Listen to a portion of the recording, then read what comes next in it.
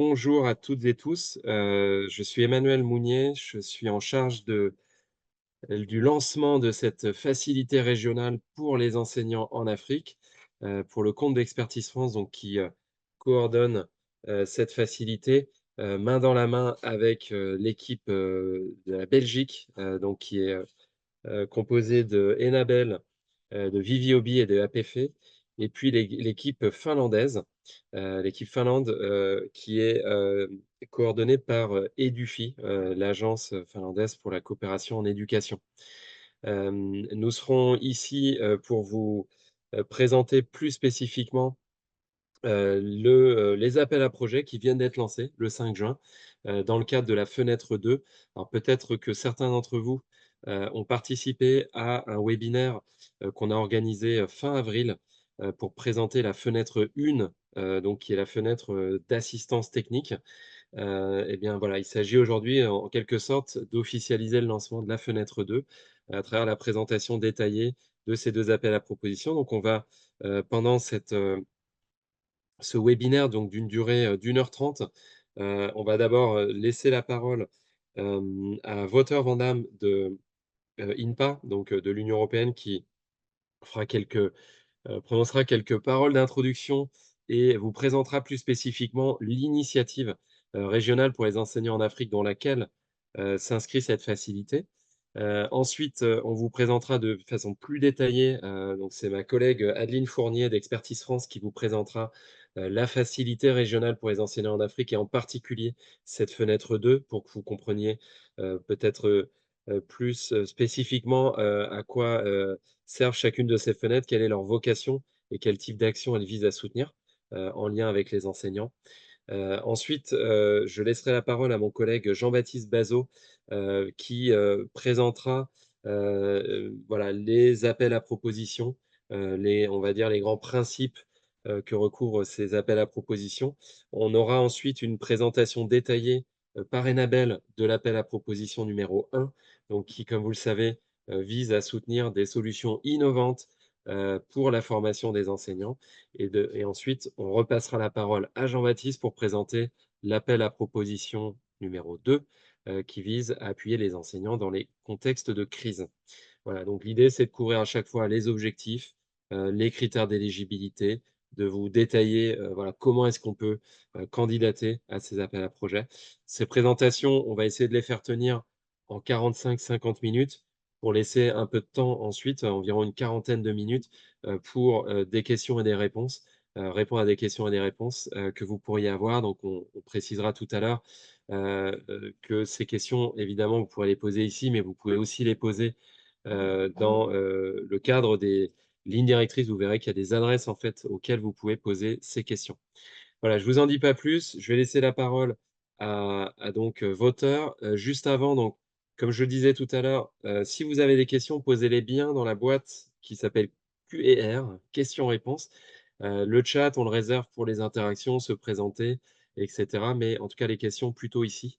Et comme ça, nous, on va pouvoir les trier, les sélectionner, voir si on peut déjà répondre à certaines par écrit et sinon, le reste, on y reviendra à la fin. Merci à toutes et tous et voilà, je laisse la parole à Wouter. Je vois qu'on est 75 dans la salle, donc merci d'être tous ici. À toi, Wouter. Merci beaucoup, Emmanuel. Et aussi de mon côté, un très grand bienvenue à tout le monde pour être présent aujourd'hui dans cette session d'information. Donc, je m'appelle Wouter van Dam.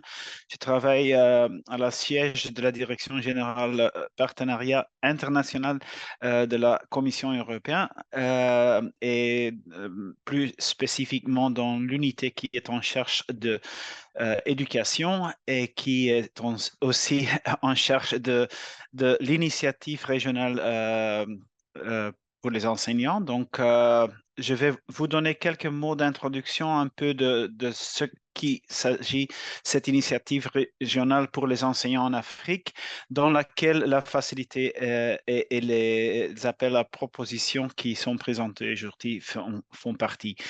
Donc, l'initiative régionale pour les enseignants en Afrique, a un grand focus sur deux domaines. La première, c'est la gouvernance des enseignants et le deuxième, le développement des enseignants. Et il y a quatre axes ou lignes de travail dans cette initiative.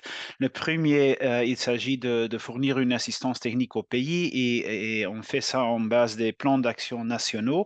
Et Emmanuel a déjà fait une référence à une session d'information qui a déjà été faite pour cette ligne de travail.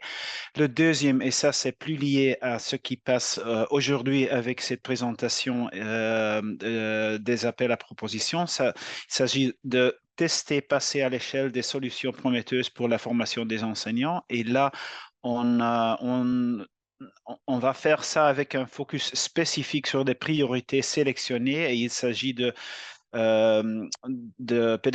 pédagogie pour les fondations, les compétences fondamentales. Deuxième, tout ce qui est les compétences digitales et compétences green, vertes, et aussi la pédagogie basée liée avec tout ce qui est la transformation de genre. Dans cette ligne de travail de tester, passer à l'échelle, on a aussi un spécifique focus sur les contextes fragiles. Ça, c'est une appel à proposition spécifique et plus sera détaillé par les collègues plus tard.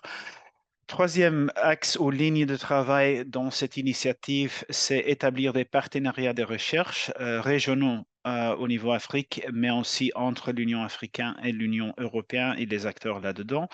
On ne parlera pas de ça aujourd'hui. Il y a un autre appel à proposition plus tard. Et le dernier axe ou ligne de travail de cette initiative, c'est renforcer le partage des connaissances, plaidoyer la coordination et les cadres génériques pour les enseignants, les cadres régionaux plus concrets en Afrique. Donc là, on parlera du référentiel des compétences, des standards professionnels pour pour les professeurs et tout ça. Donc, les pays éligibles, mais je ne vais pas toucher plus ça, ça sera beaucoup plus clair et fait par les collègues qui vont présenter plus tard les différents appels à propositions. La deuxième partie, c'est comment est-ce qu'on a arrangé ou comment est un peu le setup organisationnel de cette initiative, comme on a visionné de ça de la part de la Commission européenne, on a vraiment essayé d'impliquer beaucoup d'acteurs importants dans cette initiative et on fait ça via trois contrats. Le premier contrat, qui est le plus grand, c'est avec le partenariat des agences d'implémentation de la France, Belgique et Finlande. Ça s'appelle entre eux et entre nous la facilité. Et c'est aujourd'hui, ce sont eux qui présentent ces appels à proposition. Avec eux et dans le contrat qu'on a avec eux dans cette initiative régionale, il s'agit vraiment de l'appui technique aux pays partenaires. Il s'agit aussi sur tout ce qu'on parlera plus tard dans les appels à offres, de tester et de monter à l'échelle. Et il s'agit de valoriser pratiques fondées sur des données probantes aussi. Deuxième grand contrat on a avec l'Union africaine. Là, le plus grand partie du travail est enfoqué vers tout ce qui est le cadre politique régional et de traduire ce cadre à l'implémentation au niveau national. Mais quand même aussi la défense des intérêts des professeurs et tout ça. Finalement, on a aussi un contrat dans cette initiative avec UNESCO.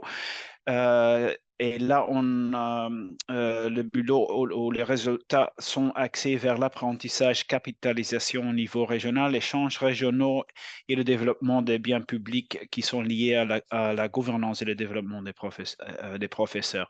Bien, comme on a trois contrats, ça peut donner l'impression que c'est tout séparé. Ce n'est pas le cas. On a quand même un mécanisme de gouvernance partagé avec tous les acteurs que vous voyez maintenant sur le slide. En termes budgétaires, le budget total de l'initiative, c'est 100 millions, comme on a déjà dit ou annoncé, mais c'est divisé en deux périodes de 3 ans et deux parties de 50 millions d'euros. Donc, le premier partie de cette initiative du budget et de la duration a commencé maintenant à 2024 et déroule jusqu'à 26-27 et la deuxième phase viendra après. Donc, ça sera quelques mots d'introduction et d'initiation sur tout ce qui est l'initiative régionale et je donne maintenant la parole à Adeline. Merci beaucoup, Wouter. Donc, de la part du partenariat des trois pays qui mènent la facilité, je vais vous présenter un petit peu plus la proposition de service de la facilité régionale pour les enseignants, qui, vous l'aurez compris, consiste en l'une des composantes de cette initiative que vient de nous présenter Wouter. La prochaine slide, s'il vous plaît. Donc voilà, pour une vue d'ensemble un peu de l'initiative, vous l'aurez peut-être compris, l'idée là, c'est d'avoir une approche un peu holistique autour, pour répondre aux défis de la profession des enseignants, avec d'un côté un volet qui va plus travailler sur le plaidoyer, l'institutionnalisation, les cadres de politique régionale et continentale au travers du contrat signé avec l'Union africaine. Un autre volet qui va se concentrer plutôt sur la gestion des connaissances, la diffusion, la dissémination de savoir dans des forums régionaux et continentaux. Donc ça, ce sera le volet géré par les collègues d'UNESCO. Mais le gros de l'investissement, finalement, au sein de l'initiative, portera vraiment sur le travail d'appui technique au parti national, de valorisation d'initiatives prometteuses autour des questions qui répondent aux défis de la formation, du développement professionnel des enseignants. Et c'est donc la facilité, au travers de ce partenariat euh, finno-belgo-français, qui sera à la manœuvre sur cette partie très opérationnelle. Donc, ce sont les trois États membres, France, Belgique et Finlande, qui vont opérer cette facilité au travers de leurs agences de mise en œuvre, que sont Expertise France comme agence de coordination pour la France, et DUFI, l'agence nationale finlandaise pour l'éducation pour les collègues de Finlande, et puis l'équipe belge, Enabel, APF et VVOB, qui représente donc la Belgique. Donc, je mentionnais que c'était le gros de l'investissement, puisque sur les 50 millions de la première phase de l'initiative, il y en aura 46 qui seront dédiés au financement des actions de la facilité renouvelable, comme l'a expliqué Wouter, pour une deuxième période de 3 ans après 2027. À qui s'adressent les interventions de la facilité? À tous les pays d'Afrique subsaharienne, donc les 49 pays avec lesquels l'Union européenne a une coopération maintenue. Et puis, l'idée aussi, toujours dans cette approche holistique, donc à la fois couvrir tout le sous-continent d'Afrique subsaharienne, et bien aussi couvrir une variété de partenaires, travailler avec évidemment les parties nationales, le secteur public et les institutionnels dans le champ qui travaillent sur les questions enseignantes, mais également les partenaires ONG, OSC, qui seront bien entendu partie prenante des appels à projets que l'on va vous présenter juste après. Je vais juste faire un petit point sur les grands principes qui, je dirais, sont moteurs dans les différents services que propose la facilité. L'idée, c'est d'être en complémentarité avec des dispositifs et des politiques existantes, de créer des synergies avec des dispositifs qui sont déjà financés par les parties nationales, par les partenaires techniques financiers, de travailler vraiment à la demande, c'est-à-dire de répondre à des besoins exprimés par les partenaires et connus dans les contextes d'intervention, et puis de favoriser un dialogue et une coordination tant au niveau national qu'au niveau régional et continental. Voilà dans les très grandes lignes les principes fondateurs de la facilité. Je ne rentre pas dans le détail ici, mais vous l'aurez de toute manière compris, hein, ce projet s'inscrit directement dans les réflexions en cours dans le secteur de l'éducation au niveau global et entend adresser notamment l'ODD 4 et le volet 4C qui, qui entend renforcer les enseignants comme un levier fondamental pour améliorer la qualité de l'éducation heu, et les apprentissages des élèves.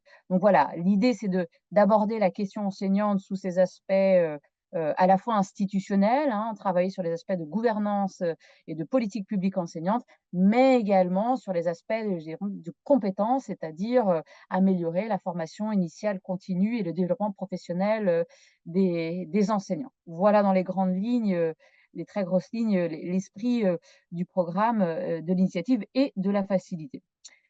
Pour rentrer plus en détail dans la proposition de service de la facilité, et pour refléter un peu cette approche holistique, en fait, il y a 3 axes de travail de la facilité qu'on appelle, nous, des fenêtres.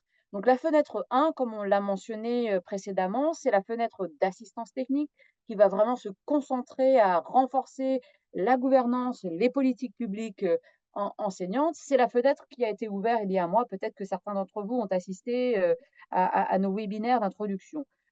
Cette fenêtre s'adresse à tous les pays d'Afrique subsaharienne, les 49 pays, et elle a pour but de déployer de l'expertise technique pour appuyer les pays dans l'élaboration, la mise en œuvre, l'évaluation des politiques publiques enseignantes et renforcer les capacités des ministères de l'éducation et des organismes sous tutelle qui travaillent sous l'égide du ministère de l'Éducation sur les questions enseignantes. L'assistance technique sera déployée suite à l'élaboration de plans d'action pays qui se réaliseront à la fois avec les équipes de la facilité, mais en lien très étroit évidemment avec les ministères de l'Éducation et leurs partenaires nationaux, et ainsi que les groupes sectoriels de l'éducation, les clusters éducation, les délégations de l'Union européenne et évidemment les agences des États membres qui travaillent sur les questions enseignantes dans les géographies concernées. Cette fenêtre d'assistance technique sera co-mise en œuvre par les 3 agences du partenariat Expertise France, Enabel et DUFI. Et l'objectif, ce sera au cours de cette première phase de 3 ans, de développer et mettre en œuvre environ 25 plans d'action pays, d'environ 300 000 € par plan d'action. Voilà pour cette première fenêtre. La deuxième fenêtre, qui est celle que nous lançons aujourd'hui, sur laquelle nous allons nous concentrer, eh bien, c'est une fenêtre qui va se concentrer essentiellement sur les questions de formation initiale et continue des enseignants et du développement professionnel des enseignants. Il y a sous cette fenêtre 3 dispositifs. Un dispositif de projet de mise en œuvre directe qui a déjà pour certains commencé et qui va être lancé en juillet pour d'autres. C'est les collègues de l'équipe belge qui sont à la manœuvre sur cette première partie et qui se concentreront notamment sur les 4 priorités énoncées précédemment par vos auteurs, les pédagogies innovantes et les compétences fondamentales, le numérique, l'environnement et les questions de genre. Donc ce sera Viviobi, APF et Enabel à la manœuvre sur ce premier dispositif. Le deuxième dispositif, qui va vous être présenté très en détail tout à l'heure par Yann, notre collègue d'Enabel, c'est l'appel à projet sur les solutions innovantes pour la formation, des enseignants. Heu, voilà pour le second dispositif et puis enfin le troisième dispositif, sera présenté par Jean-Baptiste, tout à l'heure. Donc c'est aussi un appel à projet, l'appel à projet numéro 2, qui se concentrera sur le soutien aux enseignants en zone de crise. Les partenaires attendus sur ces volets-là, bah, sont multiples, hein. On est sur des approches, hybrides. On s'adresse à la fois aux acteurs, et aux institutions, publiques qui travaillent sur les questions enseignantes. Ça peut être les ministères de l'éducation, mais pas que. Des ONG nationales ou internationales qui peuvent intervenir, de façon individuelle ou en consortium. Hem, et puis enfin, bon, les objectifs, je ne rentre pas dans le détail parce que sur chacun des call for proposal, on va vous donner beaucoup plus d'informations, après et de précisions. Et puis enfin, la troisième fenêtre qui n'est pas encore lancée, qui devrait l'être, en septembre. On décide là de se concentrer, sur, des projets de recherche, qui porteront à la fois sur la gouvernance, mais aussi sur les questions de formation des enseignants. Donc un peu sur les sujets, qui sont au cœur des 2 autres, des 2 autres fenêtres. L'idée là, c'est, de lancer un appel à projets, de recherche qui porteront donc sur ces 2 aspects, gouvernance et formation des enseignants, en mettant l'accent à la fois sur les aspects, régionaux et multi-pays, mais également sur, les aspects de collaboration entre des institutions de recherche européennes et des institutions de recherche africaines, avec cette idée, bah, de renforcer la recherche sur le sous-continent. Et une priorité sur laquelle nous serons attentifs évidemment, c'est de faire en sorte que les projets de recherche qui sont soutenus soient, directement transférables dans la pratique, qu'ils portent sur des aspects de gouvernance et de politique publique ou qu'ils portent sur des aspects je dirais de pratique dans la salle de classe, ou en tout cas de mise en pratique des enseignements, des formations des enseignants. Voilà, et Dufy qui sera à la manœuvre. Sur, les principaux, jalons, de la fenêtre 2, eh bien, elle a été ouverte, les call for proposals ont été ouverts le 5 juin dernier. On a aujourd'hui, le 12 juin, une présentation approfondie, de ces call for proposals. Les dépôts de concept notes pourront avoir lieu jusqu'au 15 juillet. Ce sera la première phase et puis une deuxième phase qui s'ouvrira, en août-septembre pour, le dépôt des full proposals et on espère, avoir, les grantees qui pourront démarrer, leur projet, dès le mois de novembre 2024. Voilà, voilà pour les grandes lignes de la facilité. Très rapidement, pour que vous nous connaissiez mieux, la facilité aura, 2 cœurs, une double présence, l'une, à Addis, en lien avec évidemment les partenaires sur place, donc l'Union africaine, et l'UNESCO via son institut IGBA. Notre bureau est en cours d'ouverture et évidemment les sièges de chacune des agences, à Helsinki, Bruxelles et Paris. Voilà dans les très grandes lignes qui est la facilité et je laisse, la parole aux collègues des appels à propositions. Yann, à toi. Yann Baptiste, à toi, Yann Jean-Baptiste. Baptiste, Yann Yann Jean-Baptiste. Baptiste, c'est moi. Bonjour à tous, enchanté, je suis ravi de pouvoir présenter ces appels à propositions. Je m'appelle Jean-Baptiste Bazot et voilà, et au nom d'Expertise France et d'Enabel, je vais vous présenter un peu les points communs de ces 2 appels à propositions, hein, puisqu'il y en a un qui est porté par Enabel et un autre qui est porté par Expertise France. Et après, Yann reprendra la main pour rentrer à l'intérieur des éléments propres au premier appel à proposition. Et puis je finirai, moi, sur le second appel à proposition, puisqu'il y a quand même quelques différences, notamment en termes d'objectifs. Donc, ici, nous vous parlons bien, oui, je reviens donc de 2 appels à propositions que l'on appelle CFP1 et CFP2. Le premier, géré par Enabel, se concentre sur le test et la promotion des innovations dans la formation des enseignants et le développement professionnel.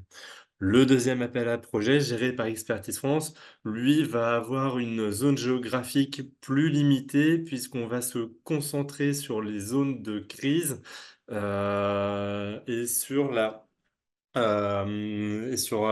formation des enseignants et le bien-être des enseignants.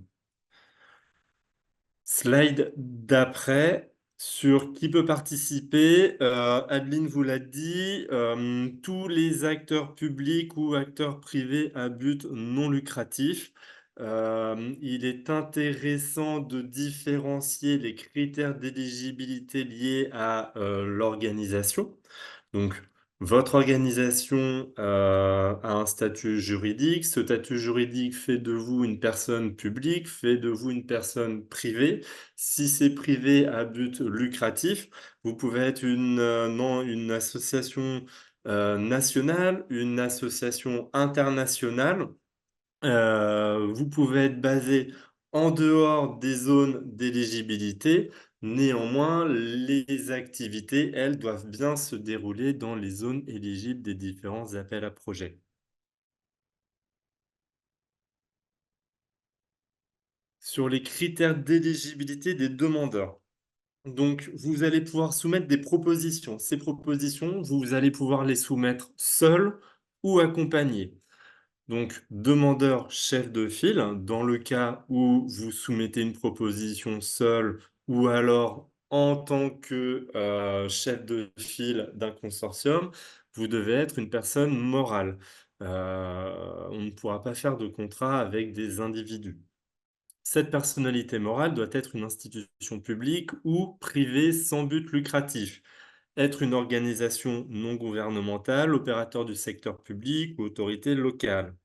Ce qui sous-entend que les organisations internationales telles que les organisations onusiennes ne sont pas éligibles à ces appels à projets. En tant que demandeur de chef de file, vous devez, être, directement chargé de la préparation et de la gestion de l'action avec les partenaires et non agir en qu'intermédiaire. Vous êtes bien responsable de la mise en œuvre des actions pour l'ensemble du contrat. Il y a un critère d'éligibilité sur également la gestion de subventions de fonds publics représentant 40% du montant demandé. Pour des raisons administratives et financières, on demande au chef de file d'avoir déjà mis en œuvre, un projet, une subvention représentant au moins 40% des fonds demandés. Cette règle-là de 40% ne s'applique pas aux co-demandeurs. Pour les organisations qui postulent au premier appel à projet, au CFP1, vous devez également disposer d'états financiers, certifiés par un organisme indépendant. Autre point, les activités impliquant directement ou visant les autorités publiques nationales, ne seront pas éligibles dans le pays où la coopération avec l'Union européenne est suspendue. Heu donc, si la coopération de l'Union européenne est suspendue dans un pays, le projet sera malheureusement inéligible. Les co-demandeurs donc doivent remplir les mêmes conditions que le demandeur chef de file, à l'exception de cette règle, des 40% de, gestion préalable de fonds publics de subvention. Sur l'éligibilité des coûts, donc dans un premier temps, on regarde l'éligibilité des demandeurs et dans un second temps, on va regarder l'éligibilité des coûts. On peut distinguer 3 types de coûts. Les coûts directs liés aux opérations donc sont évidemment éligibles. Tous les coûts nécessaires indispensables pour atteindre, les objectifs du projet sont éligibles. Les coûts directs liés à la coordination, tout ce qui peut être, coordination, suivi, évaluation, ou audit, donc toutes les activités qui vont venir appuyer la mise en œuvre de l'action sont également éligibles. Et enfin, les coûts directs, que l'on peut aussi appeler frais de gestion, sont autorisés. Ils correspondent à 7% des coûts opérationnels éligibles. Donc dans le budget, vous pourrez insérer jusqu'à 7% maximum de coûts indirects qui seront calculés à la fin sur le montant total du projet réellement dépensé. Les contributions en nature, elles ne sont pas considérées comme éligibles et ne devront donc pas apparaître dans le projet. En ce qui concerne le nombre de demandes et de subventions par demandeur, il y a quelques petites règles que je vais vous expliquer dès maintenant. Le candidat et ou le co-candidat ne peut pas soumettre plus d'une demande par appel à proposition. Nous lançons des appels à projets communs entre Enabel et Expertise France, le CFP1 géré par Enabel et le CFP2 géré par Expertise France. Vous allez pouvoir soumettre une proposition à l'intérieur du CFP1 soumis à Enabel et vous allez pouvoir, si vous le souhaitez, soumettre une proposition au CFP2 géré par Expertise France. Néanmoins, vous ne pouvez n'en mettre qu'une seule à l'intérieur de chaque appel à projet. Vous pouvez être demandeur ou co-demandeur. Néanmoins, en tant que demandeur ou co-demandeur, vous ne pouvez pas vous retrouver dans plusieurs appels à projets. Vous êtes soit demandeur, soit co-demandeur, et vous ne pouvez pas être co-demandeur dans plusieurs appels à projets. Donc, vous pouvez soumettre une proposition Enabel, une proposition Expertise France, mais évidemment pas la même. Voilà pour les règles en termes de nombre de demandes et de subventions par demandeur. Sur le calendrier, les appels ont été publiés le 5 juin. Donc, vous les trouvez sur le site Webit ou sur le site Place, qui est la plateforme utilisée par Expertise France. Webinaire d'information le 12 juin, donc nous y sommes. Vous pourrez poser vos questions aussi par la suite. Vous allez pouvoir poser vos questions dès maintenant dans le questions et réponses du chat, enfin pas du chat, mais dans le Q&R. Si nous n'avons pas l'occasion de répondre à toutes vos questions, elles le seront néanmoins et nous publierons une foire aux questions qui sera également disponible sur les sites de dissémination des appels à projets. Et vous pourrez également soumettre par écrit, soit via le CFP1, soit via le CFP2, vos questions, vos demandes d'éclaircissement jusqu'au 26 juin 2024. Ces éclaircissements, nous y répondrons avant le 3 juillet 2024. La date à retenir la plus importante, c'est le 15, si on peut revenir en avance, c'est le 15 juillet. Hop, 2 slides en avant. Le 15 juillet, c'est la date limite de soumission des notes succinctes. Donc, c'est un appel à projet en 2 temps. Dans un premier temps, nous allons vous demander des notes succinctes à soumettre le 15 juillet. Par la suite, si les notes sont retenues, vous serez invité à soumettre une concept note, un projet complet avant le 15 septembre 2024 pour une signature, on espère, en octobre, pour une mise en œuvre des activités que l'on espère démarrer au 1er novembre 2024. Vous l'avez compris, ces dates sont indicatives.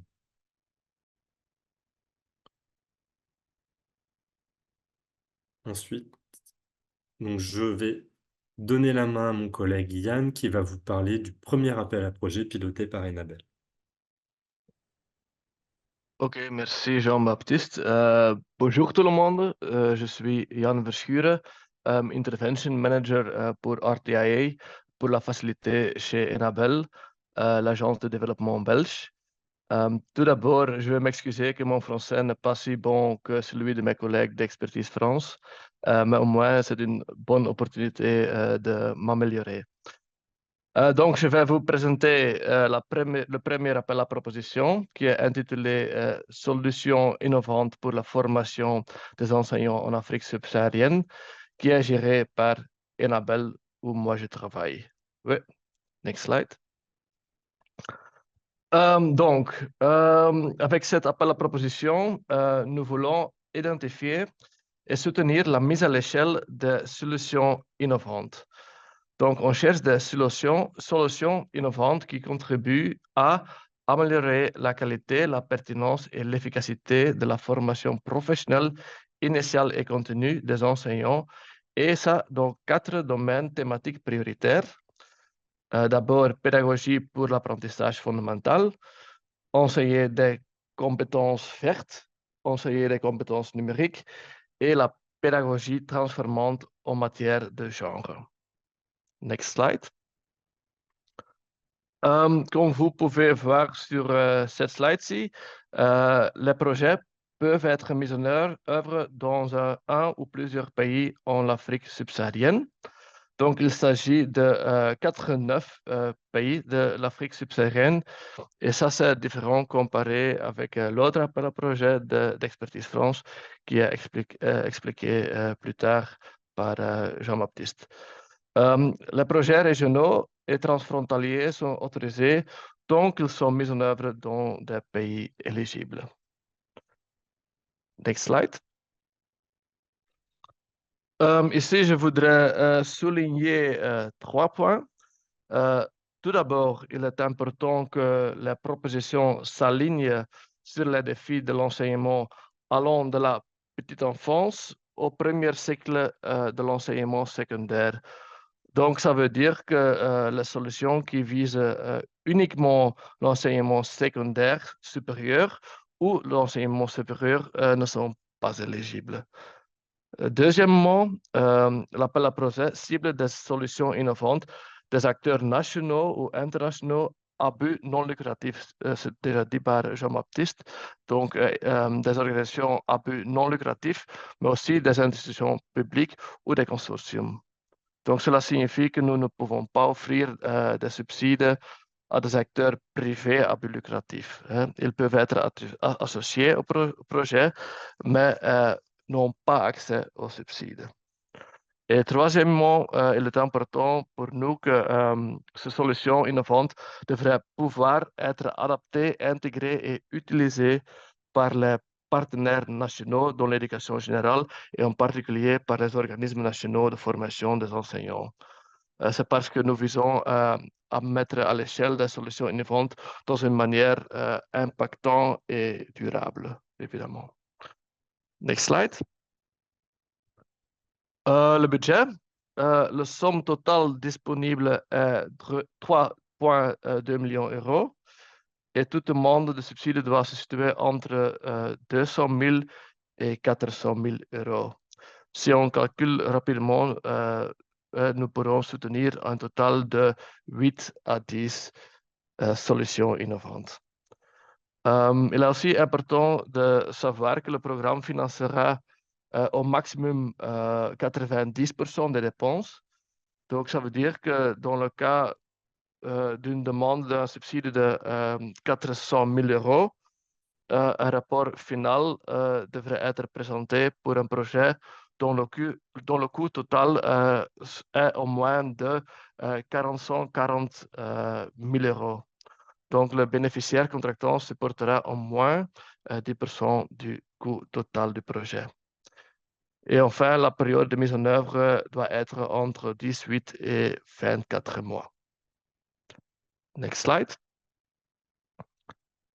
OK, encore quelques mots sur l'évaluation. Comme nous avons déjà indiqué, le processus de sélection se déroule en 2 phases. Et le premier tour se déroule en 3 étapes. Tout d'abord, c'est l'éligibilité qui est vérifiée. Donc, sont tous les documents nécessaires soumis? Est-ce que le profil du candidat est éligible? Est-ce que le pays de mise en œuvre est éligible et tout ça? Il est important de savoir que cette vérification est très, très stricte. Et c'est donc très important de lire attentivement les lignes directrices. Si vous ne répondez pas à l'un des critères d'éligibilité, vous n'avez pas aucune chance. Dans ce cas, cela ne vaut pas la peine d'essayer de toute façon. Donc, j'insiste sur ce point parce que on reçoit chaque fois un très grand nombre de demandes qui ne sont pas du tout éligibles. Donc, voilà. Ensuite, après le eligibility check, les candidats éligibles sont évalués d'abord sur 3 questions. 3 questions qui sont extrêmement cruciales pour aller au deuxième tour. et sont aussi jugés d'une manière très stricte. Chaque candidat doit obtenir au moins 3 sur 5 à chacune de ces trois questions pour réussir. La première question est sur l'innovation. Je dis toujours, on ne soutient pas des projets, mais on soutient des innovations, des solutions innovantes. Donc, nous nous posons les questions suivantes. Dans quelle mesure cette solution offre-t-elle une approche, une solution nouvelle et originale avec le potentiel d'accélérer l'impact sur un défi sociétal? Dans quelle mesure introduit-elle de nouvelles idées, méthodes ou technologies qui la distinguent des solutions existantes? Et dans quelle mesure cette solution innovante perturbe-t-elle le status quo actuel? Donc, pour nous, c'est vraiment très important que votre projet ait une solution très innovante. Deuxièmement, aussi très important, c'est la mise à l'échelle. Donc, on pose des questions. Dans quelle mesure la solution innovante peut-elle être mise à l'échelle dans une manière techniquement réalisable et financièrement viable? Quel est le chemin de la durabilité, la stratégie pour la mise à l'échelle? Et peut-elle être adaptée, intégrée et utilisée par les partenaires nationaux dans l'enseignement général? Donc, l'innovation et la mise à l'échelle sont deux éléments très importants pour nous. Et troisièmement, évidemment, le lien substantiel avec le sujet. Le sujet est dans quelle mesure la solution innovante est-elle pertinente pour améliorer la qualité de la formation des enseignants liée au moins de l'un des 4 thèmes, la pédagogie pour l'apprentissage fondamental, enseigner des compétences vertes, enseigner des compétences numériques et la pédagogie transformante en matière de genre.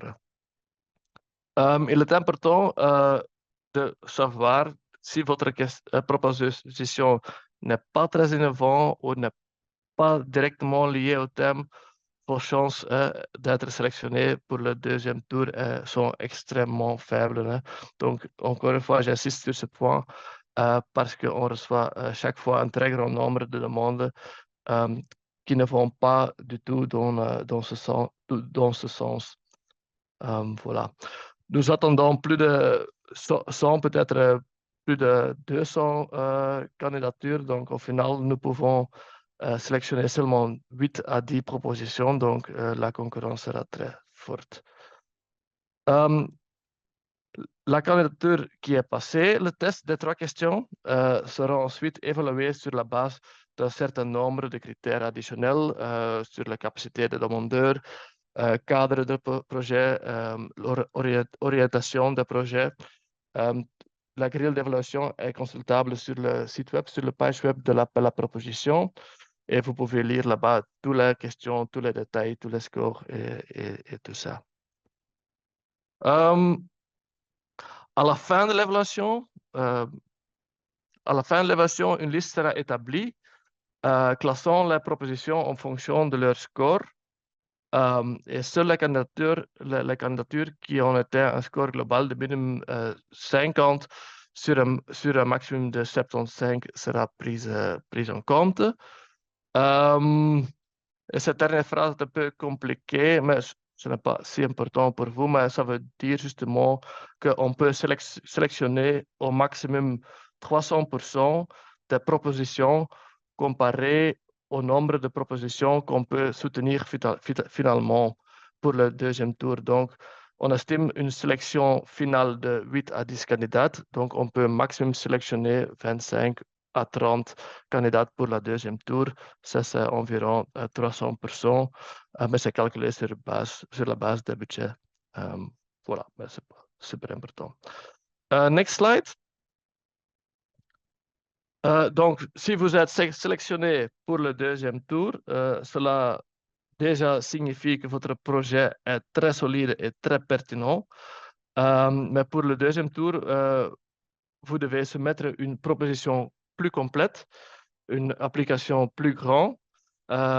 Cette proposition complète sera évaluée par le jury, évidemment, et vous trouvez aussi la grille d'évaluation sur la page web de la proposition avec tous les détails.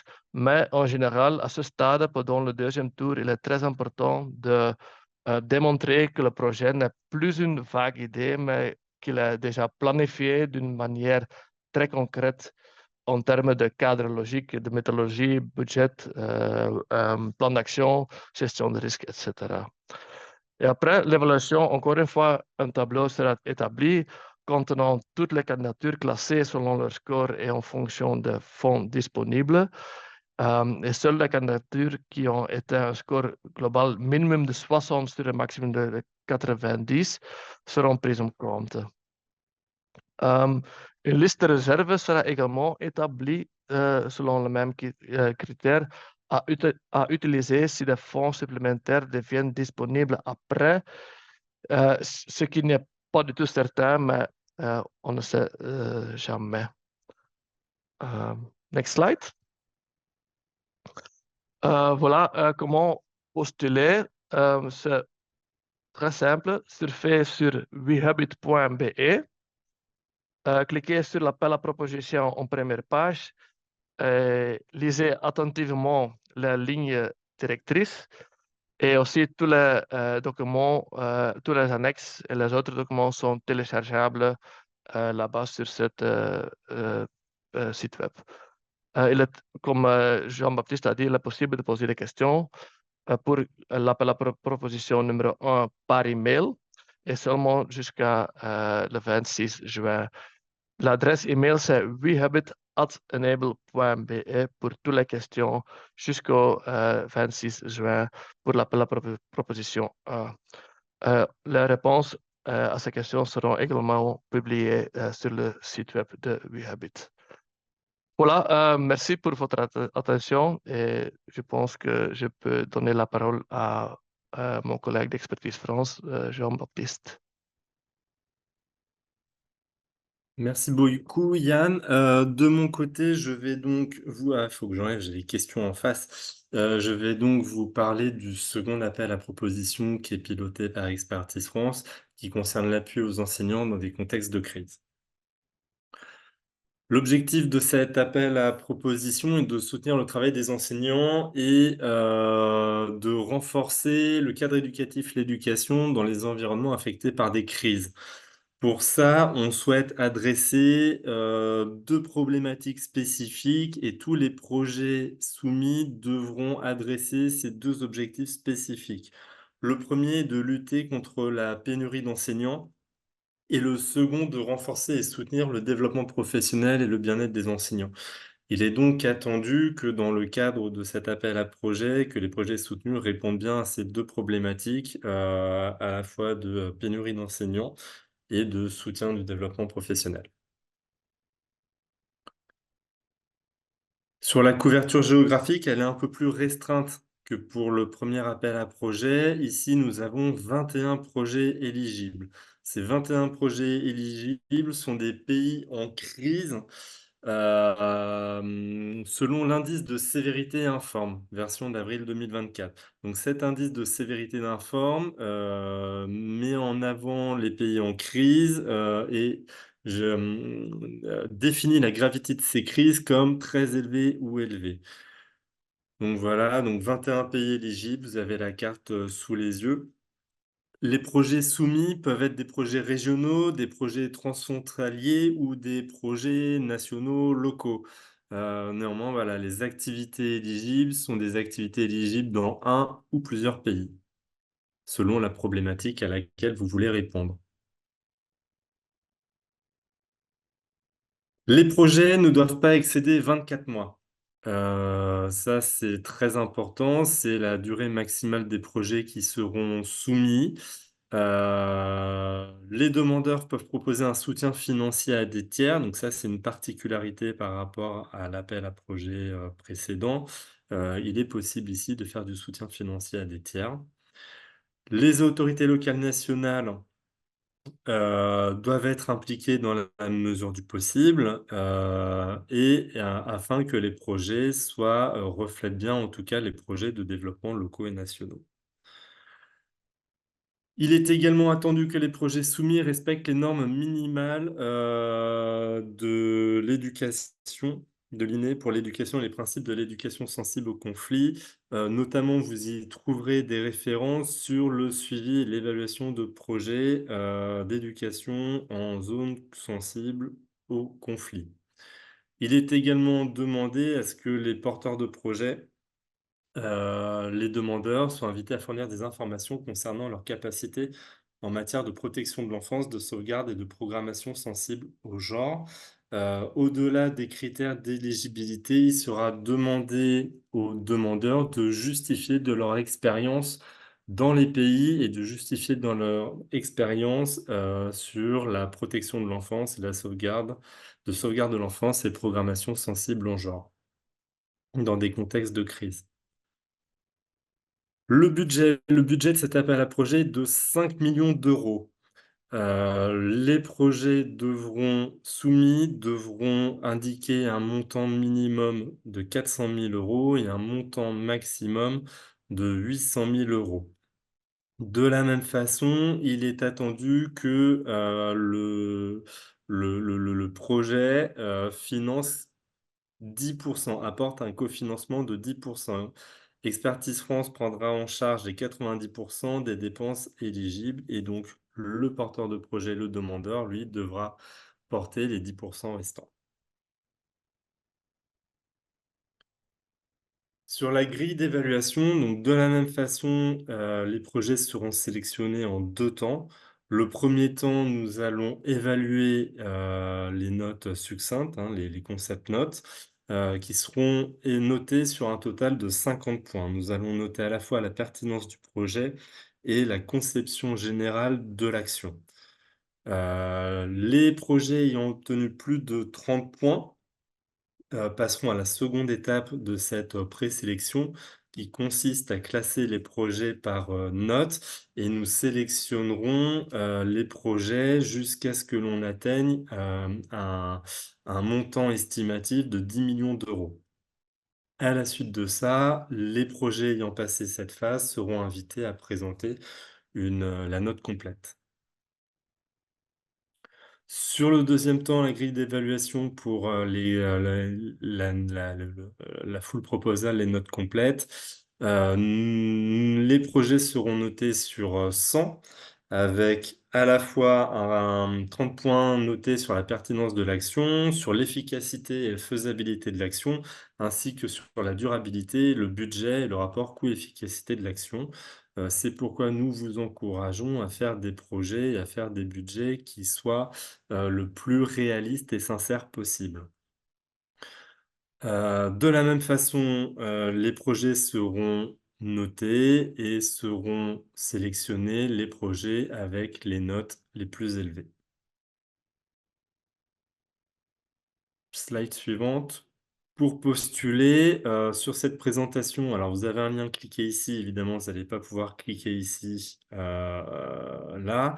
Néanmoins, on vous mettra dans le chat et questions et réponses les liens pour accéder aux différents documents.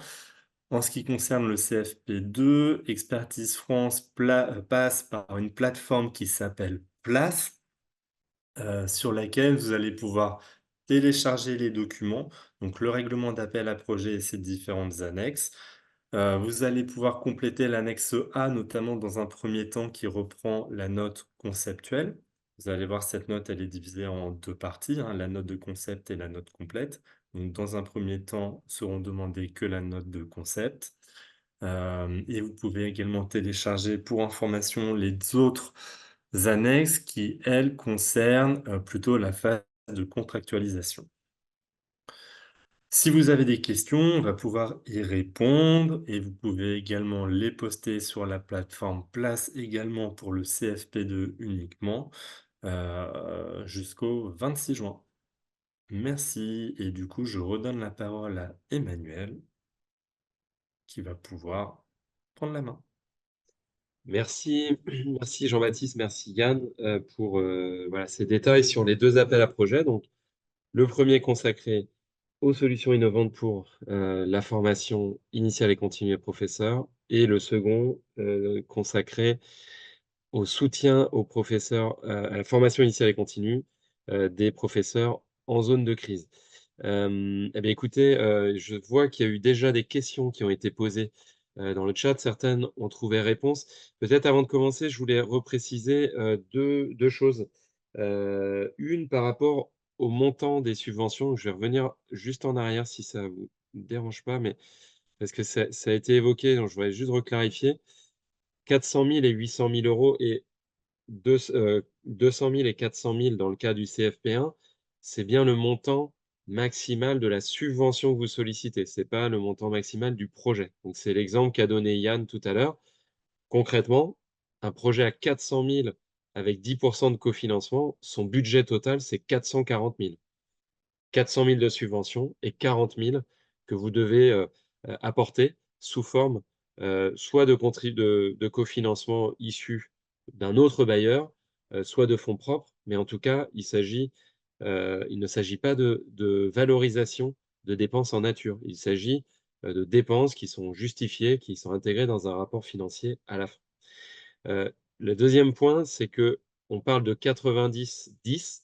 En réalité, ça aussi, c'est un maximum. Ça veut dire que vous ne pouvez pas solliciter plus de 90 du budget sous forme de subvention. Néanmoins, vous pouvez aussi solliciter moins.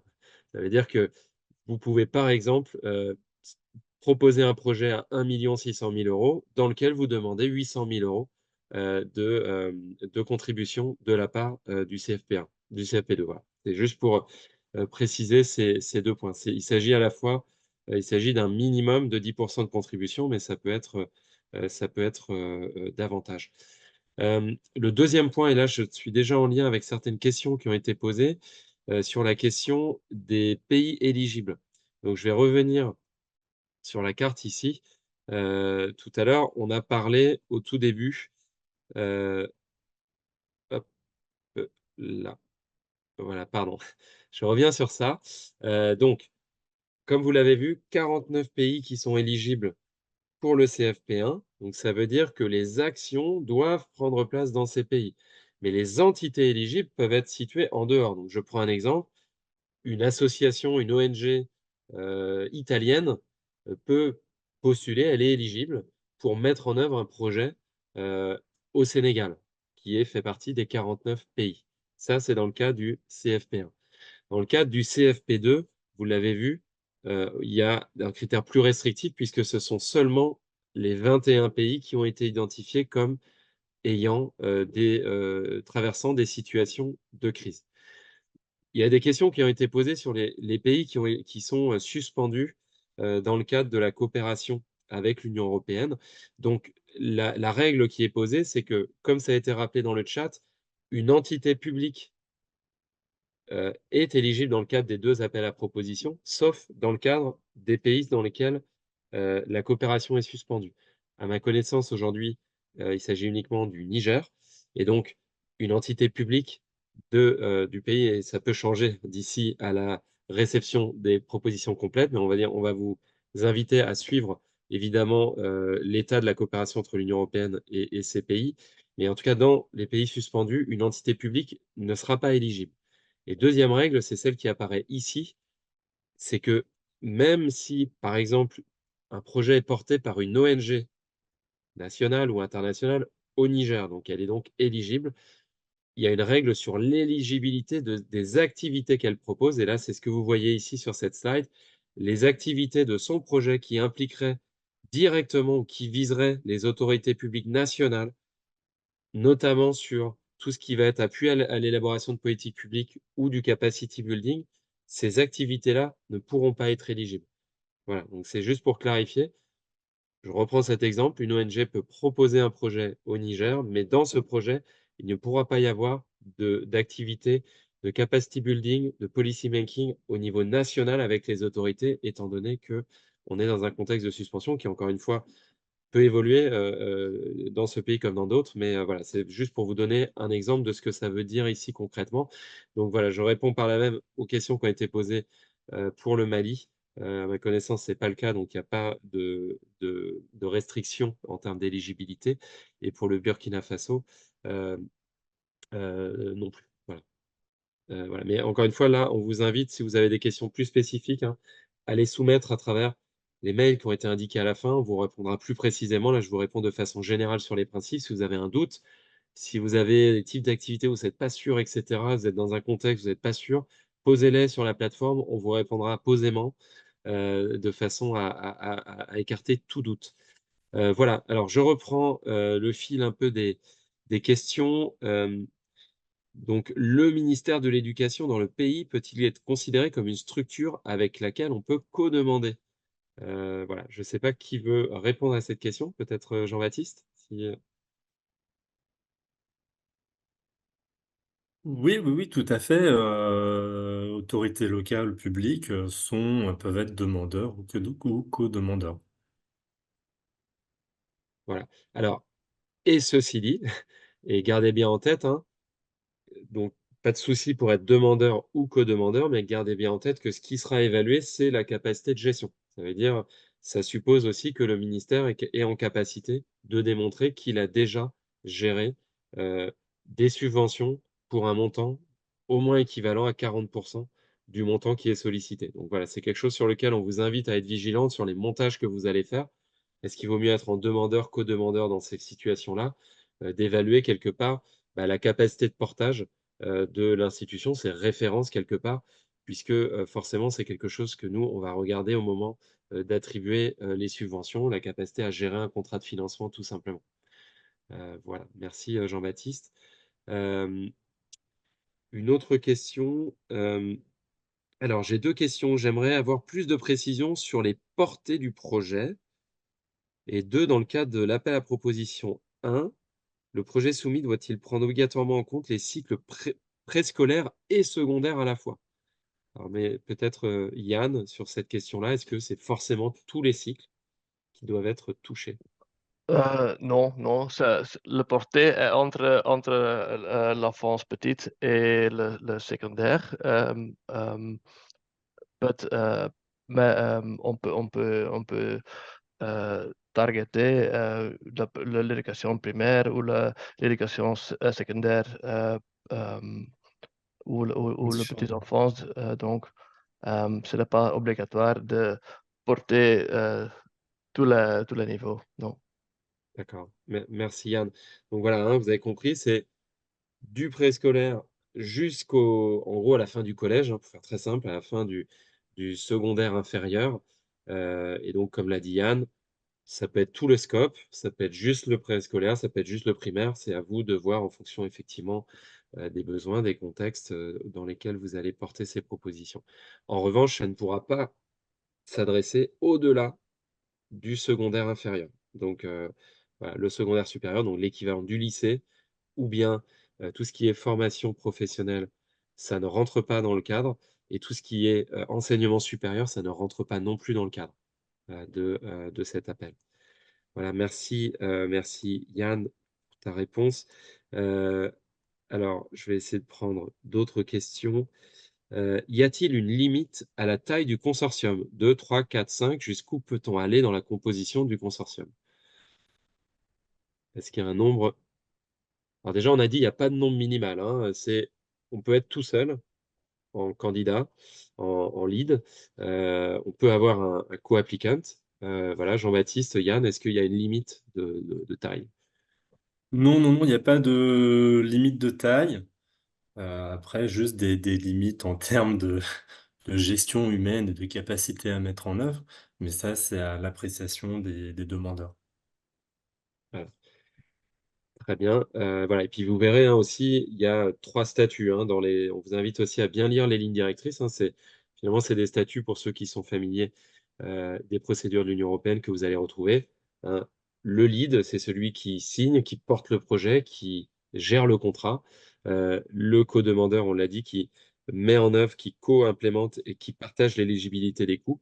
Ensuite, vous avez la possibilité aussi de faire figurer des associés et les associés en revanche, ne peuvent pas, on va dire, leurs dépenses ne sont pas éligibles en dehors de dépenses de voyage, de per diem et cetera. Donc là, c'est plutôt pour, on va dire, un deuxième niveau de partenariat. Donc pensez aussi à construire votre consortium en ayant ça en tête, selon le rôle que va être joué par, les uns et les autres, ils peuvent être aussi impliqués comme associés et non pas comme co-demandeurs. C'est aussi une manière de les impliquer directement sous un autre registre.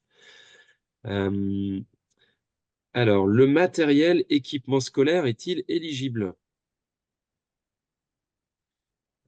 Euh, En moi, principe, oui, hein, mais oui, ça fait partie, à partir du moment où l'achat de matériel équipement scolaire répond à la problématique et est nécessaire pour remplir les objectifs directement, les objectifs du projet, ce sont des coûts directs éligibles.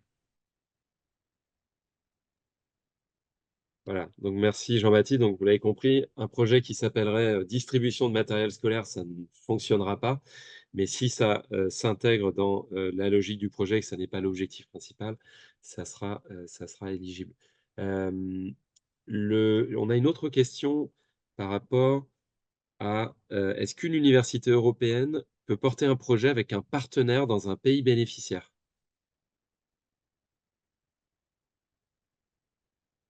Oui, l'université en tant que demandeur principal ou co-demandeur fait partie des, hum, des personnalités morales éligibles. Encore est-il entendu qu'elle puisse démontrer sa capacité à mettre en œuvre et son expérience à mettre en œuvre des activités dans le pays ciblé. Toujours une question sur l'éligibilité. Le Allô? co-demandeur peut... Ouais, toujours une question sur l'éligibilité. Le co-demandeur peut-il être une OSC locale ou uniquement des tiers? Alors, je ne sais pas ce qu'on entend par tiers. Alors, ce qui est sûr, c'est que Allô. oui, ça peut être une OSC locale, puisque demandeur et co-demandeur ont les mêmes critères d'éligibilité. Donc, on l'a dit, hein, ça peut être une entité publique, une autorité locale, une ONG, une association, donc qu'elle soit locale ou internationale. Donc après, indistinctement, qu'elle soit en demandeur ou en co-demandeur, les deux sont éligibles à ce niveau-là.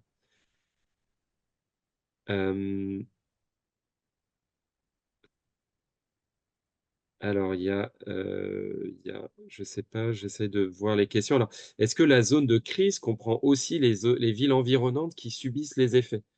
Alors, bon, là, c'est une bonne question. Encore une fois, il y a 21 pays qui sont directement éligibles en termes de ciblage par l'appel à proposition numéro 2. Donc, je rappelle, hein, je remets la carte elle est ici. Donc, ces pays ont été identifiés sur la base de la dernière livraison de l'indice de sévérité informe et ils regroupent les pays qui ont été, on va dire, considérés comme en crise très élevée ou élevée. Évidemment, les crises ne sont pas euh, on va dire, ne touchent pas ces territoires de façon homogène et vous les connaissez souvent bien mieux que nous. Donc, c'est charge à vous de démontrer que votre projet s'adresse bien dans les pays concernés, vient bien répondre aux problématiques vécues par les enseignants dans les zones touchées par les crises. Hein, je prends un exemple, tout l'Angola n'est pas touché par la crise de la sécheresse. Le Kenya n'est pas touché par les crises liées au déplacement de population, etc., etc. Donc, à vous, dans la proposition de projet, de bien démontrer quelque part que vous répondez bien à la problématique de l'appel à projet, les enseignants en zone de crise, hein, crise créée par des conflits, par des catastrophes naturelles, par des déplacements de population. Et donc, évidemment, il y a des problématiques sans doute de pauvreté, euh, on va dire, de fragilité qui sont plus, on va dire, qui peuvent être prégnantes dans d'autres zones du pays. Le comité d'évaluation, clairement, sera sensible à votre capacité à démontrer que là, on est bien sur une logique de crise. Voilà. Donc, je vous renvoie là aussi à ce qui figure dans les appels à proposition. Donc, pour répondre à la question sur les villes, oui, s'il y a une ville qui accueille un grand nombre de déplacés ou de réfugiés en raison d'une crise, eh bien évidemment, les actions que vous y mèneriez seraient tout à fait pertinentes. Maintenant, si c'est une ville qui n'a rien à voir avec la situation, ça sera moins évident. Voilà, alors, est-ce qu'on a d'autres questions ici sur, hem, Alors alors, juste peut-être Emmanuel ouais, rappeler, vas-y. là je vois des questions qui arrivent dans le chat, mais si vous pouviez les remettre dans le Q&R, sinon on ne les verra pas. Ah oui, ouais, ouais, pardon, ouais, donc Juste, merci de les copier-coller, en fait, parce qu'on a l'œil que sur le QNR. Donc voilà, je vous laisse les copier-coller. Hem Peut-on postuler pour la pérennisation d'un projet existant? Donc, par exemple, les PT donc un projet qui aurait déjà été, fait l'objet, par exemple, d'une phase 1, est-ce qu'on peut postuler pour prendre la suite d'un projet existant? Alors peut-être qu'on va distinguer les réponses. Là, ici, peut-être Yann, parce qu'il y a la dimension un peu, innovation et cetera. Donc je laisse peut-être répondre Yann d'abord à ce sujet. Pour l'appel à proposition 1, c'est possible, mais c'est important de démontrer que vous allez mise à l'échelle cette innovation dans une échelle plus grande. Donc, euh, vous voulez mise à l'échelle votre innovation qui existe déjà, euh, on, tu peux soumettre une proposition. Oui. D'accord. Donc merci, Yann. Donc voilà, si vous démontrez le caractère innovant, évidemment, si vous avez piloté quelque chose sur une région et vous voulez le mettre à l'échelle, alors ça rentre, tout à fait dans la logique de l'appel. Jean-Baptiste, sur l'appel à projet numéro 2, j'imagine que c'est aussi le cas, il n'y a pas de contre-indication? Non, non, il n'y a pas de contre-indication, tant que le besoin répond toujours à cette problématique, de crise et répond aux objectifs, aux 2 sous-objectifs de l'appel à projet, le projet, peut être, les activités sont éligibles. Mmh, d'accord. Alors une autre question sur l'éligibilité des pays. Est-ce que l'on peut être un pays éligible pour les 2 appels? Car dans la première proposition, vous n'avez pas affiché de carte montrant les pays éligibles. Alors, je vais revenir parce qu'en fait, la carte, elle était bien J'étais là. en train de Voilà. répondre en direct. Oui, alors, dans le premier appel à projet porté par Enabel, les 49 pays sont éligibles. Dans le second appel à projet porté par Expertise France, il n'y a que 21 projets éligibles. Pays. Un demandeur/co-demandeur peut faire à la fois une proposition de projet, sur l'appel à projet porté par Enabel et peut faire une proposition de projet à Expertise France. Néanmoins, ce doit être un projet différent puisqu'on répond à des problématiques différentes. Heu, donc on peut être un pays éligible, sur les deux appels. Mmh. Mais, peut être un pays enfin, voilà, il peut y avoir des pays éligibles en commun. Il y a 21 pays éligibles en commun sur les 2 appels à projets. D'accord. Alors, on nous demande, donc, est-ce que donc ça, c'est bon, on a répondu à cette question. Hem, alors là, on a une question, alors peut-être aussi pour Adeline, je laisserai, répondre. C'est, pour l'appel à projet numéro 2, la cible étant les enseignants, des activités à destination des établissements scolaires, par exemple des activités de préparation aux urgences dans les écoles, ne sont pas éligibles. Voilà, c'est une question. Est-ce que des activités de préparation aux urgences dans des écoles, sont éligibles dans le cadre du CFP2? Voilà, et si on n'a pas la Alors, réponse, on peut aussi y on est on répondre est après. Ouais.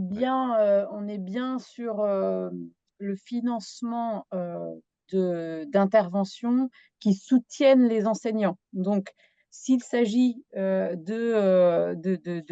de soutenir les enseignants pour qu'ils contribuent à rendre l'espace scolaire, plus, viable, plus sûr, ça peut être éligible, hein. On est bien sur le soutien aux enseignants pour qu'ils puissent, enseigner dans de meilleures conditions et transmettre les enseignements dans de meilleures conditions. Donc, je pense que c'était le sens de la question. On n'est bien sûr pas sur de l'infrastructure, hein, on est sur, développement des compétences des enseignants pour les mettre dans des conditions où ils enseignent, ils peuvent mieux enseigner et mieux transmettre les apprentissages. Très bien, merci Adeline. Alors, je vois qu'il y a des questions qui sont très spécifiques à des projets.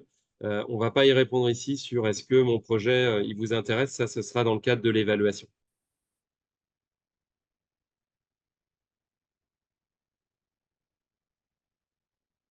Alors, j'essaie Alors, de voir s'il y a d'autres questions. je Euh, rebondis, par exemple, il y a peut-être une confusion entre le projet porté par une entité et la zone géographique. Il y a beaucoup de questions sur est-ce qu'un pays peut gagner deux projets? La réponse est oui. Dans un seul pays, il peut y avoir plusieurs projets qui seront financés. Néanmoins, ces projets seront portés par des entités différentes.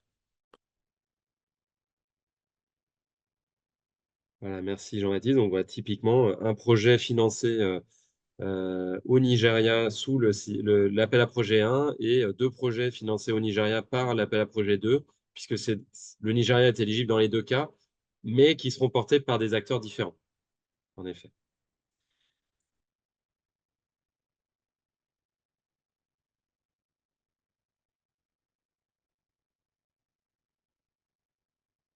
Alors, on nous a demandé là de revenir sur le cas du Niger. Donc, j'ai déjà expliqué tout à l'heure, hein, c'est dans les pays dont la coopération avec laquelle la coopération européenne est suspendue avec les autorités nationales, les propositions remises par les autorités publiques nationales ne seront pas éligibles. Néanmoins, une ONG qui travaille au Niger peut tout à fait proposer un projet pour le Niger.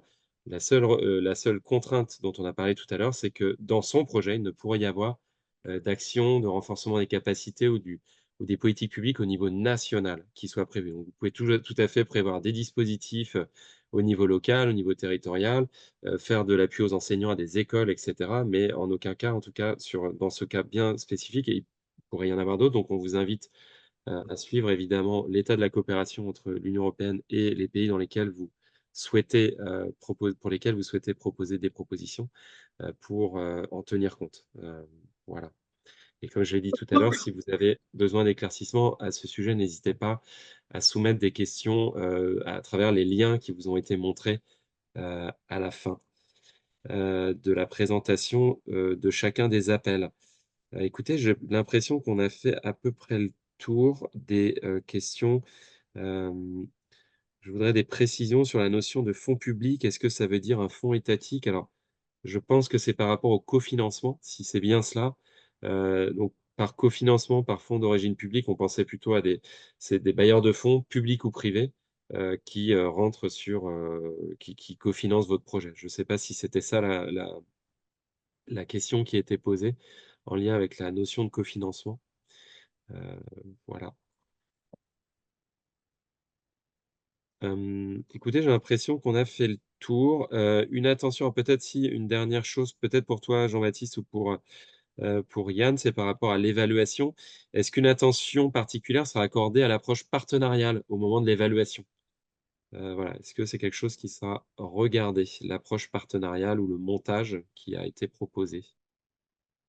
Alors, oui, forcément, puisque on va juger de la pertinence de la proposition et du coup de la capacité des acteurs à répondre au projet. Donc il faut que le projet que vous décriviez soit cohérent avec l'équipe que vous allez mettre en œuvre pour, répondre à la problématique. Cette équipe, soit vous avez la capacité de le faire, de seul, hein, juste avec votre entité, votre institution, ou elle se fait avec vos partenaires et dans ce cas, il faut pouvoir justifier, de la plus enfin, montrer la plus-value de ses partenaires pour mettre en œuvre le projet. Heu, je sais pas, j'ai pas vu la question, du coup, je sais pas si ça répond à la question. Si, si. Si, si, si, si. Il y a des nouvelles, questions qui sont arrivées. Alors, est-ce possible de présenter un projet multi-pays dans le cadre des 2 appels à propositions? Donc, c'est oui, on l'a dit tout à l'heure. D'ailleurs, c'est ce que vous voyez là sous les yeux. Les projets régionaux et transfrontaliers sont autorisés. Donc, à travers régionaux, on entend, multi-pays, hein. Ça peut être, 1, 2, 3, 4 pays, autant que vous voulez à la limite. Heu donc c'est autorisé, donc c'est pas nécessairement, voilà, ça sera pas, on va dire, valorisé spécifiquement dans les critères de notation, vous le verrez. Par contre, en revanche, oui, vous avez la possibilité de le faire. Il y a pas de nombre, le nombre minimal de pays, bah, c'est 1 par définition. Il y a pas de nombre maximal. Bon, en revanche, évidemment, il faudra que vous soyez quand même en capacité de démontrer que, vous avez quand même on va dire des effets, un impact, suffisamment, significatif et pertinent pour, travailler sur 2, 3, 4 pays, au regard des montants qui ont été, sollicités. Hem, il y a une question sur, heu est-ce que vous pouvez repréciser le niveau scolaire concerné par l'appel à proposition 1? J'ai cru entendre le projet doit couvrir tous les niveaux du préscolaire au scolaire. Alors peut-être je vais répéter ce qui a été dit tout à l'heure. La facilité de façon générale, d'ailleurs, ce n'est pas que les appels à propositions, elle s'adresse du préscolaire au, secondaire inférieur, donc en gros, de la maternelle, heu, à la fin du collège. Voilà, donc toutes les actions qui sont proposées dans le cadre du l'appel 1 ou 2 doivent, toucher les professeurs qui enseignent dans, ces niveaux-là et comme on l'a dit tout à l'heure, comme Yann, l'a dit pour l'appel à proposition 1, vous n'êtes pas obligé de tout toucher. Ça peut être que sur le préscolaire ou que sur le primaire ou que sur le collège ou l'ensemble. C'est à vous de décider, mais en tout cas, ça ne peut pas être au-delà. Donc ça ne peut pas être au niveau secondaire supérieur, donc le lycée, ça ne peut pas être au niveau universitaire et j'en profite pour répondre à une autre question sur la formation professionnelle. Donc je reconfirme, ça n'est pas éligible. Ça n'est pas éligible. L'initiative régionale telle qu'elle a été présentée au début, par, l'INPA, c'est une initiative qui est dédiée aux enseignants, encore une fois, du préscolaire au secondaire. Voilà, il y a d'autres, mécanismes de l'Union européenne qui sont dédiés à la question de la formation professionnelle, mais en tout cas, l'initiative et la facilité ne couvrent pas ces services-là.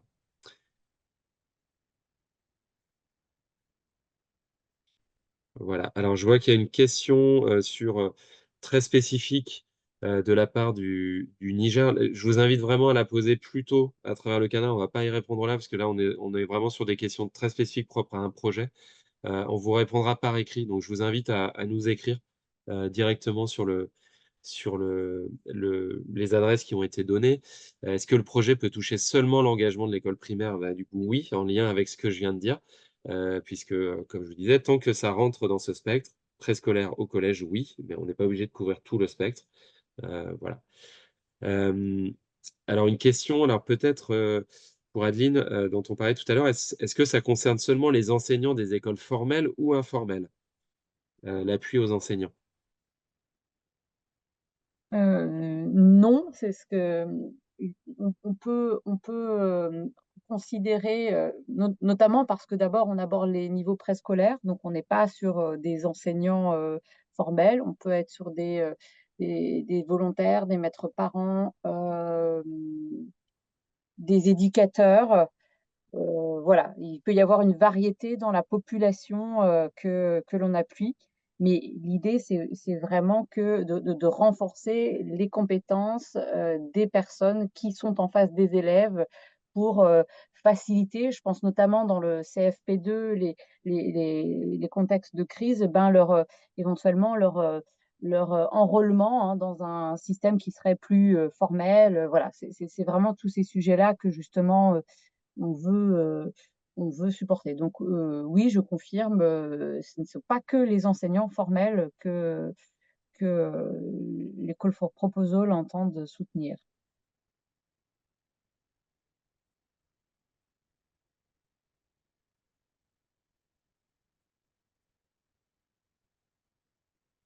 Je regarde, rapidement les questions. On va se donner 5 minutes encore pour continuer à répondre. Encore une fois, ce qui ne sera pas, répondu ici, vous pouvez évidemment nous soumettre vos questions, hein, je le répète, et on y répondra jusqu'au 26. En fait, vous pouvez nous poser des questions, pardon, jusqu'au 26 juin.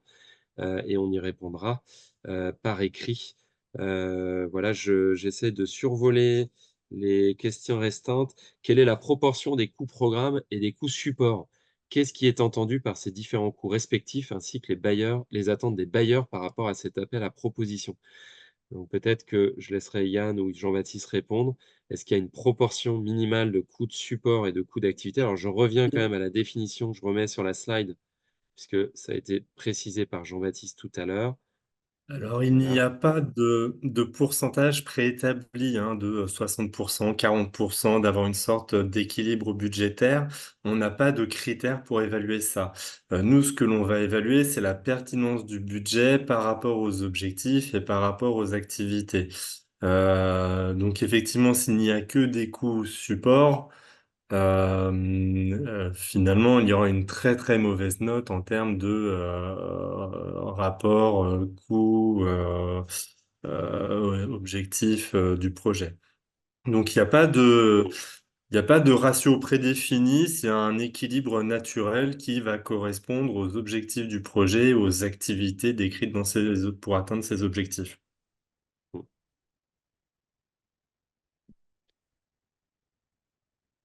Voilà, je vois, voilà, il y a quelqu'un qui demande de repréciser les objectifs des appels à propositions. Là, du coup, on vous renvoie quand même à la présentation et aux lignes directrices des appels. Voilà, désolé de pas, on va pas recommencer toute la présentation, mais voilà, allez voir, allez télécharger les appels à propositions. Vous avez les informations qui ont été données sur là où vous pourrez les télécharger en français, en anglais. Comme on l'a dit, vous pouvez postuler en français, en anglais indistinctement. On analysera quelle que soit la langue dans laquelle vous avez soumis la proposition. Ce sont les deux langues dans lesquelles vous pouvez soumettre des propositions. Donc voilà, je vous invite véritablement à vous référer aux appels à propositions. Voilà. Voilà, quelqu'un demande si lien financier forcément co-demandeur. Je ne sais pas quelle est la question, mais Alors, il y oui, avait une si. première question auquel j'ai répondu. Est-ce que je le retrouve? Mais du coup, ma réponse devait pas être la bonne. C'était sur est-ce que est-ce qu'un partenaire doit forcément être co-demandeur? Donc la première réponse était donc de dire que non, il peut également être associé sans lien financier. Si ce n'est potentiellement des per diem ou des participations à des événements mineurs. Mais si un lien financier, donc oui, il est forcément co-demandeur ou alors c'est un prestataire. Mais si c'est un prestataire, dans ce cas, il répond aux règles de marché public.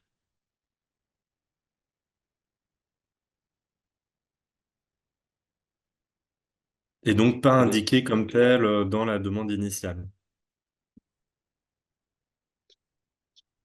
Très bien. Alors, quelqu'un a demandé les liens, de le rappeler les liens en fait, de téléchargement. Donc, je les remets pour le CFP1 et pour le CFP2. Donc, ils ont été mis dans le chat par Jean-Baptiste. Je les remets ici en réponse à la question qui a été posée. Donc, voilà, normalement, voilà, vous trouverez ici les deux liens. Je les remets dans le chat.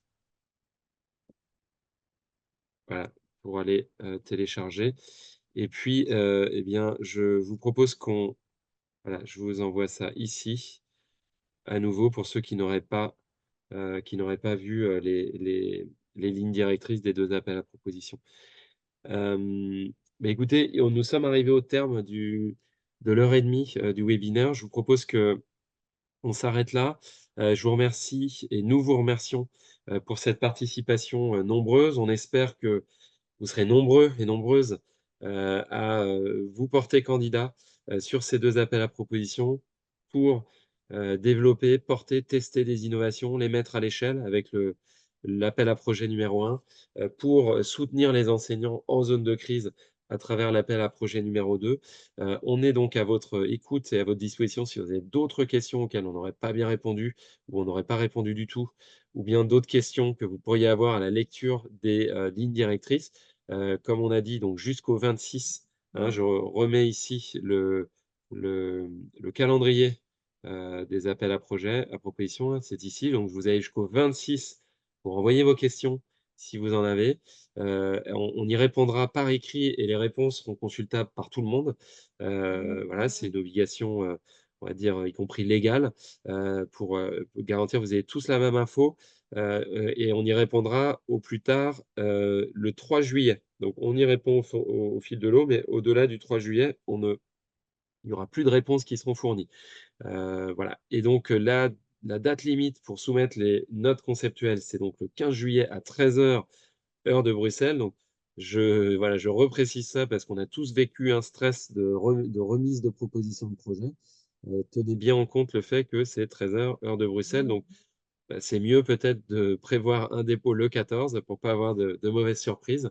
Et puis, nous, on reviendra vers les entités qui auront été présélectionnées, d'ici au 7 août pour les prochaines étapes. Donc bon, courage à toutes et tous pour la préparation de ces propositions de projet. On va remettre le PowerPoint, là où vous avez le lien de téléchargement pour que vous puissiez le retrouver. Mais encore une fois, les informations sur lesquelles il faut vous appuyer, c'est ce qui figure dans les lignes directrices. Là, ça n'est qu'une présentation. Merci à toutes et tous et puis, bonne fin de journée. À bientôt.